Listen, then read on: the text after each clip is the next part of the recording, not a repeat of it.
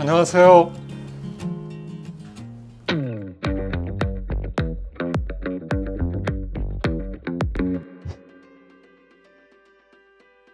제가 학교 때 연극반을 잠시 몸담은 적이 있어서 연극에 대한 열정이 있었습니다. 그래서 대학에 들어와서 꼭 연극을 해보고 싶다는 생각을 해서 연극반에 등록을 했고, 무대에 서면 제가 아닌 다른 사람이 되어서 다른 사람의 삶을 연기해야 되잖아요. 그게 아주 매력적이더라고요. 근데 이제 연극반이 연세대학에서는 도서관 맞은편에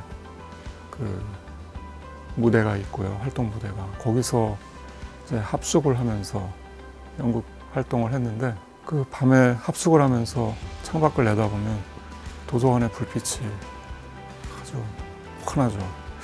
그래서 제 마음속에 갈등이 일었어요.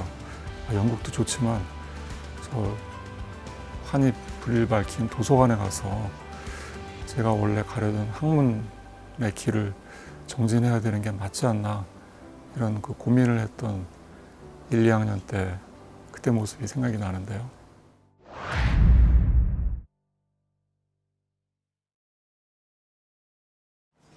그럼 이어서 저하고 현대철학 배우기와 짓기를 주제로 같이 이야기를 나눠보겠습니다. 현실을 살아가는 사람들뿐 아니라 학문을 하는 사람들도 최신의 유행에 관심을 기울입니다. 한국처럼 사대주의가 대세인 나라에서는 유행에 대한 쏠림 현상이 아주 심각할 정도입니다. 철학에서 유행이란 새로운 사조의 전파를 일컬으며 현대철학은 그것과 동의어로 취급되기도 합니다. 돌이켜보면 유행에 대한 쏠림 현상은 자기 성찰의 부족과도 무관하지 않은 것 같습니다. 철학의 중심이 자기 자신이나 우리가 아니라 외부에 있기 때문입니다. 외부에서 벌어지고 있는 철학의 흐름이 바로 그 외부의 탁월한 사람들에 의해 지양되거나 정리되었을 것이고, 우리는 그들이 갈무리한 최신의 정보나 결과의 과실만을 따먹으면 된다는 안이한 태도가 사대주의와 쏠림 현상을 낳았습니다. 이런 풍토는 외부를 추종해서 그 격차를 좁히는 데에는 유효할지도 모르겠습니다.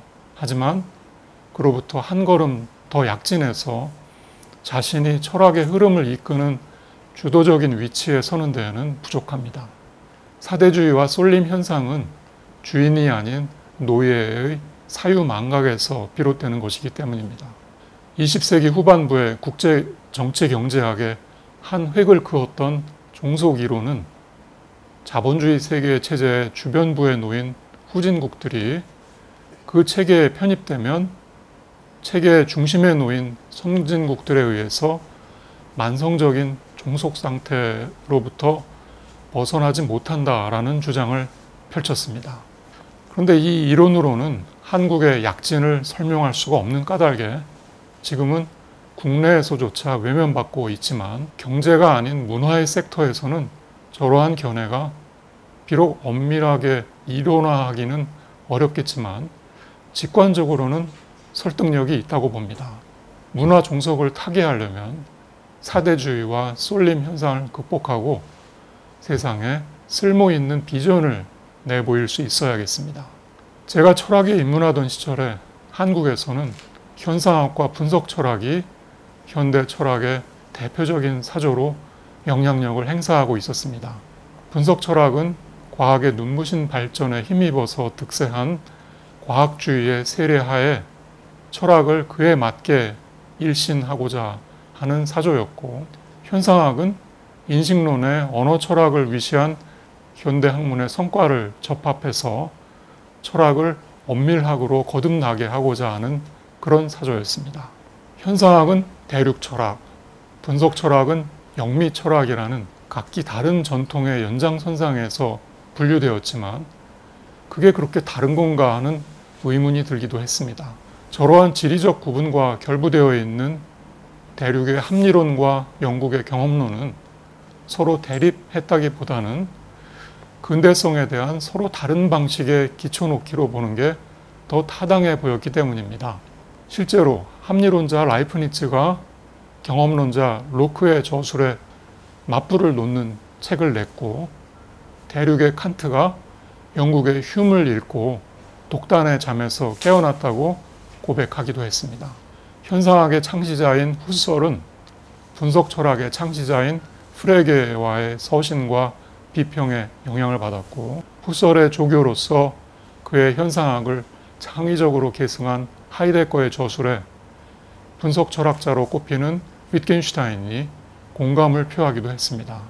스타일을 비롯한 세부 사항에 있어서의 부정할 수 없는 현격한 차이에도 불구하고 현상학과 분석 철학은 다 근대성의 연장선상에 놓여 있고 엄밀학이라는 철학적 방향성을 공유하고 있습니다. 이는 고전 물리학의 연장선상에 있었던 19세기 물리학의 상황에 견줄 수 있습니다. 당시만 해도 고전 물리학으로 풀리지 않을 물리학의 문제는 없을 거라는 낙관론이 지배적이었습니다. 현상학과 분석 철학이 이끄는 현대 철학도 결국은 저 두 철학 사조가 추구하는 엄밀학으로 수렴될 것이라는 낙관론이 있었고요. 그러나 20세기의 물리학, 특히 양자역학이 기존의 고전 물리학적 세계관을 일거에 무너뜨리면서 새로운 돌파구를 마련했듯이 현상학과 분석 철학도 데리다와 위트겐슈타인에 의해서 각각 대혼란에 휩싸이게 됩니다. 데리다는 후설의 대표적인 논리 연구와 시간의식의 현상학 사이의 모순을 조목조목 들춰내어서 후설이 추구한 엄밀학이 성립할 수 없는 이상 혹은 신기루임을 폭로하였습니다. 데리다가 자신이 후설에 가한 비판을 해체라고 부른 데서 기인해서 데리다의 철학의 대명사가 된 해체주의는 후설의 현상학을 대륙 철학의 패러다임 자리에서 끌어내리고 새로운 헤게모니로 부상하기에 이르렀습니다. 현상학이 누렸던 권위와 영향력을 고려할 때 데리다의 해체는 가히 혁명에 가깝다고 평가할 수 있습니다. 위트겐슈타인이 분석 철학에 낸 균열 또한 데리다가 현상학에 낸 균열 못지 않았습니다. 심지어 위트겐슈타인은 자신이 청년 시절에 출간한 출세작이자 이미 초기 분석 철학의 성경으로 꼽히던 논리철학 논고라는 자신의 책을 비판의 1순위에 놓는 파격을 연출하였습니다. 현대 철학의 언어적 전회로 일컬어지는 주제 변화를 이끈 장본인답게 분석 철학은 언어와 의미의 문제에 새로운 장을 열어젖히는데 크게 공헌하였습니다. 그 대표적 이론은 저 문제에 대한 해답을 외부의 지시체에서 찾는 외재론, 즉 지시적 의미론과 마음의 내부에서 찾는 내재론, 즉 정신주의로 대별할 수 있는데 위트겐슈타인은 저 양대 축을 모두 무너뜨리는 해체 작업을 감행하였습니다. 현상학에 대한 데리다의 해체와 분석 철학에 대한 위트겐슈타인의 해체는 현대 철학의 기념비적인 성취로 평가할 만한 중요성과 파급력을 지니고 있다고 판단해서 저는 데리다와 위트겐슈타인의 작업을 편의상 해체주의라는 하나의 이름으로 묶어보았습니다. 물론 현상학에 대한 데리다의 해체와 분석 철학에 대한 위트겐슈타인의 해체는 스타일을 비롯한 세부 사항에 있어서 부정할 수 없는 현격한 차이가 있습니다. 그럼에도 그들은 현상학과 분석 철학이 공유하고 있는 근대성과 엄밀학의 이념을 겨냥했다는 점에서 해체주의라는 동일한 범주에 속하는 철학자로 자리매김할 수 있다고 보았습니다. 위트겐슈타인은 해체의 메스를 자기 자신에게 들이대었습니다. 그의 후기 대표작인 철학적 탐구라는 책은 전기의 대표작인 논리철학 논고라는 책에 대한 총체적인 해체를 골자로 하고 있죠.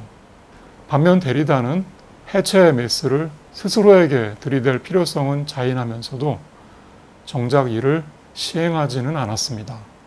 데리다가 미결로 남겨둔 이 과제를 그 대신 떠맡아서 수행해본 성과물이 가버 교수님과 제가 공저한 데리다와 위트겐슈타인이라는 책입니다. 이 책은 데리다를 해체하고 위트겐슈타인을 옹호하는 것으로 오해되기도 했지만 이는 우리의 혹은 적어도 저의 기획 의도는 아니었습니다. 데리다의 해체를 데리다 자신의 스타일이나 방법보다는 위트겐슈타인의 스타일이나 방법에 치중해서 수행한 건 사실이지만 책의 한 의도는 위트겐슈타인이 자신을 해체하듯 데리다를 해체하는 것이었지 두 철학자의 우열을 가리는 것은 아니었습니다. 데리다와 위트겐슈타인을 지필할 당시만 해도 데리다에 대해서는 열렬한 찬사와 냉소적인 무시로 그 평가가 양극화되어 있었습니다. 전자는 데리다를 추종하는 대륙 철학 전공자들과 문학 이론가들이, 그리고 후자는 분석 철학자들이 주축이 되었습니다.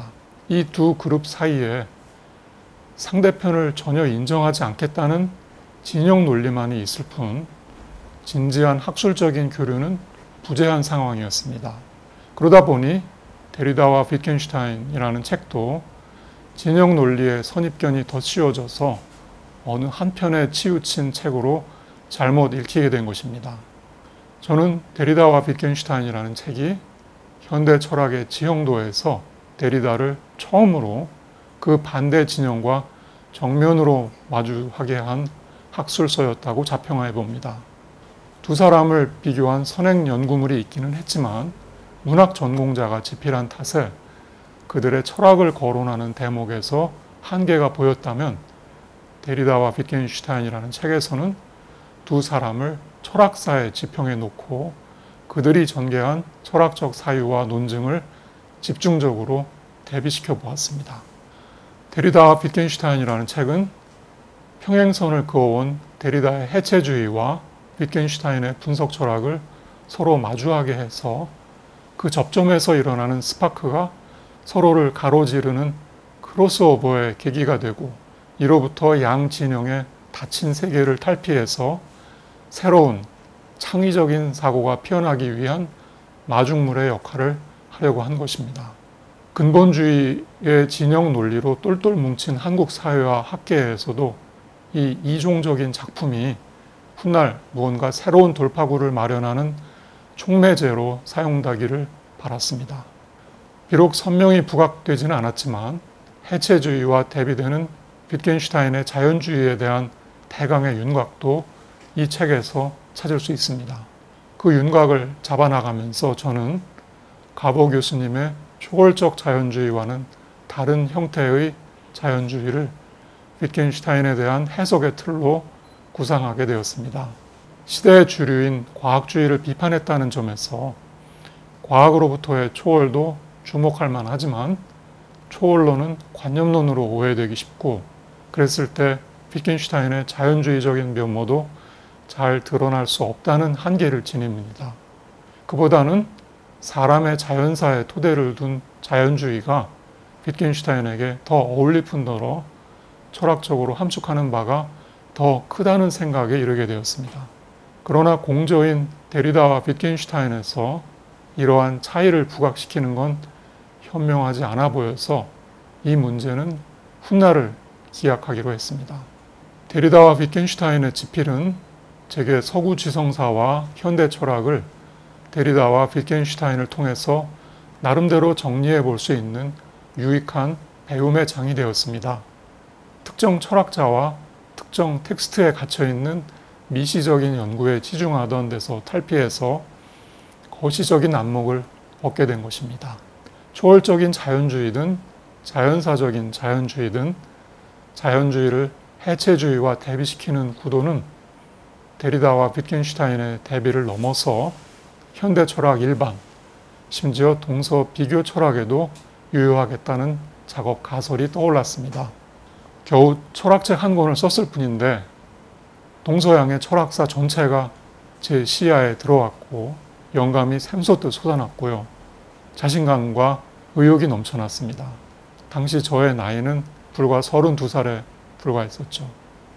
범무서운 줄 모르는 하룻강아지의 허장성세였지만 패기 하나만은 하늘을 찌를 듯 했습니다. 6년간의 미국 유학을 마치고 고국으로 돌아오는 비행기 안에서 저는 양의 동서를 탄 비행기처럼 가로지르는 포부를 품었습니다. 그리고 이를 실현할 용기와 지혜를 신에게 갈구했습니다. 데리다와 위트겐슈타인이라는 책의 영어본은 1994년에, 그리고 이를 번역한 우리말본은 1998년에 세상에 나왔습니다. 2010년에 수정증보판을 내면서 이 책에 대한 국내외 서평 11편을 가려 뽑아서 책의 말미에 수록했고, 이들 서평에 대한 가보 교수님과 저의 담론도 함께 실어서 독자들로 하여금 이 책에 대한 국내외 논쟁의 현황을 직접 파악할 수 있도록 하였습니다.